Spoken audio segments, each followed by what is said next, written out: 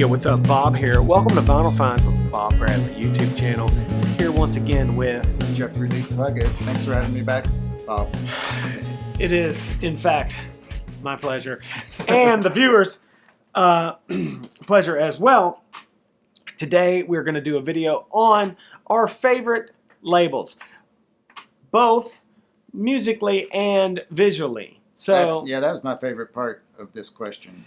It couldn't just be a pretty label. Right. You have to, there has to be some musical substance to it. Though, I think there's something cool about just like, you know, like, to me it's like some kind, it's like almost like, I don't know how I want to say this, like almost like baseball card collecting in a sense, where it's like, well, that one's a cool looking one, you know? Yeah. Sometimes you especially the long-standing labels, because you're going to have those are your common cards essentially. But sometimes you buy a record because you like the music, and when you pull that record out, most records are black, and when it has a cool label, it's like it's like a nice surprise. So I'll start it off. It looks as if we're both going. That's interesting. Yeah, we're both going. We're both starting out Floyd here. This is a 1969 copy of Saucerful on the Rainbow Tower label. Obviously, I like this for all the right reasons. It's just cool and kind of that label is outstanding. Yeah, I've never seen that label before. It is. It's super nice. I don't know any other bands on the Tower label. I don't. I just know that this one right here, as soon as I saw this, I thought, I bet you that's not the original OG first pressing, but that's cool. Yeah. So that would be my first choice. Pink Floyd's Saucerful of Secrets on the Rainbow Tower label. And this, honestly, was not planned at all, but I was going to use Obscured by Clouds, Pink Floyd, as an example of the Harvest label, which I love so much. Classic label. Harvest had a lot of English rock bands from back in the glory days. Pink Floyd, the biggest one in every respect. I mean, musically, one of my favorite bands. The Harvest label. Every time I see a Harvest label, I'm very happy. And if you find other bands on the Harvest label, it's a pretty strong indication it's going to be good. Yes, it is. You can if you're flipping and you see the Harvest label, you might as well just get it because it's going to be good. My second choice. This is an odd choice. Jeffrey has accused me of just wanting to show the record. This is an Australian copy of Dirty Deeds, done dirt cheap with the original artwork on Albert Productions. I love this label. Look at this thing. It is very quaint. It's cool looking. It's just, it almost kind of... It reminds me of the Parlophone. Yeah, it's old school looking. Albert Productions, there's some cool bands on Albert Productions. Rose Tattoo, Flash in the Pan, Easy Beats, obviously, and AC/DC, because, the roster's not huge, but quality stuff. All Aussie, and, not real easy to get. That cover looks like Bon Scott drew it during timeout, during the last year he went to school, 6th grade. Listen, a lot of people say, like, oh, I don't know why they didn't just go with this cover. It's so much better than the other cover. But you know what? This looks. I can see why. I can kind of see why they went with the other cover. The other cover is cool. It's pretty awesome. Yeah. I like having this as the Australian cover because this is a very Australian scenario we have going here. It's cool. You got to have them both. I think you got to have them both. Albert Productions, cool record label in anybody's book. Speaking of cool record labels, oh, I see it already. We have Atlantic. This is one of the many variations of the Atlantic label. All of them, to me, great. Yes. The R&B also had a green, and not green and white, it was green and something variation. Yes. That was really beautiful. And of course, anyone born in the last, who went through puberty, say in the last 40 years, knows the green and red Atlantic label because of Zeppelin. Correct. We all had green and red label in our collection. Yeah, but that's the funny thing is anytime I see one that is not the classic, what I Oh, now it's more exciting to find the any other two colors, I'm like, you know, like I gotta get this. Look, this is gonna listen. My next choice is gonna cause a little controversy here in the room. Jeffrey Lee Puckett is not a Doors fan. Nope. Bob? Number 3 on the most overrated bands in the world list. Bob's a Doors fan, okay. I do like LA Woman, though. I decided to show this one, the classic LA Woman with the die-cut window here. And it's on the Electra Butterfly label. And, you know, quite frankly, I just like the way it looks.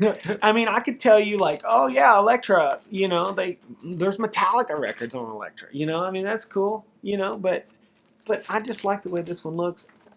It's another label that had variations down the line that were also really cool. Yes, I love the red Electra with the big white E. Yeah. It's very new wave looking. Right, yeah. It's very cool and on all sorts of records, you know. But, you know, if you're about to buy a copy of Funhouse for $100 and something, gotta see that butterfly, and you pull it out and you see that butterfly, you're like, woo! There's nothing better than a butterfly label, as far as I'm concerned. I can already see Jeffrey's labels over here. This is just I'm building up to my all-time favorite label. But just a few others I really love. The ATCO, tied into Atlantic in its own way. It's a good label. A beautiful yellow label. A lot of bands on ATCO. Genesis. This is a perennial all-time favorite for any great label is the Tricolor Reprise. This is a near mint, I would say, copy of Face to Face by the Kinks. Let Bob take a look at that. Really nice jacket as well. Yeah, this looks really good. But that's just the label. Every time I see that label, Steamboat. It makes me happy. Yeah. And then, you want to just jump to our favorites now? Did you even have a favorite? I do have a favorite. I do. I had another cool Atlantic label. I keep having all these Atlantic. This is Giant Steps. Great label, by the way. I think, what do they call that, a bullseye label? I'm going to take your word for it. I think it is, maybe. I'm into it. Possibly. I don't know. Let's start a thing. Listen, I've showed this record on one of a recent video. I'm going to show it again. Boom, Maggot Brain. Yeah, that's right. If you have a Westbound Maggot Brain, show it in every video. Bam, there it is. Oh, look at this colorful label. Once again, choosing labels just because they look cool. As absolutely... the only band I care about on Westbound is Funkadelic. I mean, there's some other good artists on the label, obviously, but... It's a big step down, though. Well, clearly, Funkadelic is the most popular band on the label. So, it's an epic-looking label. I mean, look at this thing. It's not as epic as my final choice, which I'm exposing right now, but, you know, okay. But it's a good label. Jeffrey, what do you got? This is not a fancy label, but I went with my gut because when Bob let me know that we were going to do favorite labels, this is the first label I thought of. And I'm sure I could go through my collection and find other labels I really love, but this nice, simple, basic 1960s yellow epic never fails to put a smile on my face. Every time I pull it out, I think, oh man, this is going to be some fuzzy guitars. I'm going to like this. Yeah, that's a cool label. I mean, that's kind of like a label a graphic designer might choose, you know. A lazy one. There's not much going on. You know, it's all about the negative space, you know. But I went the exact opposite. Everybody knows what I'm going to choose. Bam, Vertigo. I mean, look at this. Have you ever seen a Vertigo go around on a record player? It looks like I'm going to put it up. I'm going to put it right here, and it's going to be going. It's going to be awesome. I went with the Vertigo label. That's right. Master of Reality. Classic record. Vertigo, obviously. Dio. Def Leppard. Dire Straits. There's Metallica releases on Vertigo. There's all kinds of awesome material on the Vertigo label. And the Black Sabbath ones are, the classic Vertigo records that everyone's looking for. Definitely my favorite label, period. Anytime your label can offer additional entertainment just by looking at it, I mean, you've already got the value of the record has just gone up tremendously. Because when you show it to your friends and you're like, you think that's cool? Check this out. And boom, they're going, it's moving around, man. And it is. I like the, at what point did the Vertigo label change? Go to the saucer? That looks like an Alan Parsons project. Yeah, I love that Vertigo label. That's a great label. Yeah, I might, look, I'm not going to mention my B set of labels because we might do this video again, but whatever your favorite label is, leave it in the comments below. Yeah. We'd definitely be interested in hearing that.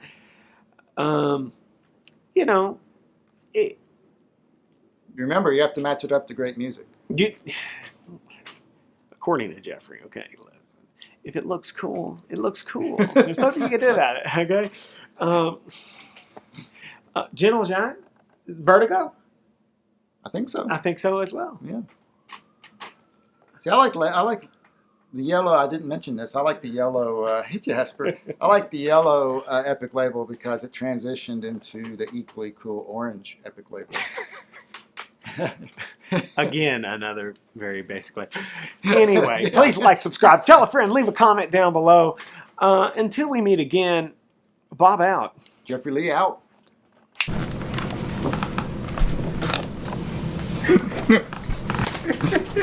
It's Germany. This is amazing. That's incredible. I've never seen the likes of this before. Yeah, I don't know when this came out. I can't remember. It's a Bear Family release. I did this every time before I play a record. Please don't tell me that's real. I just changed cartridges. Oh, okay. I didn't check the anti-skating. Okay.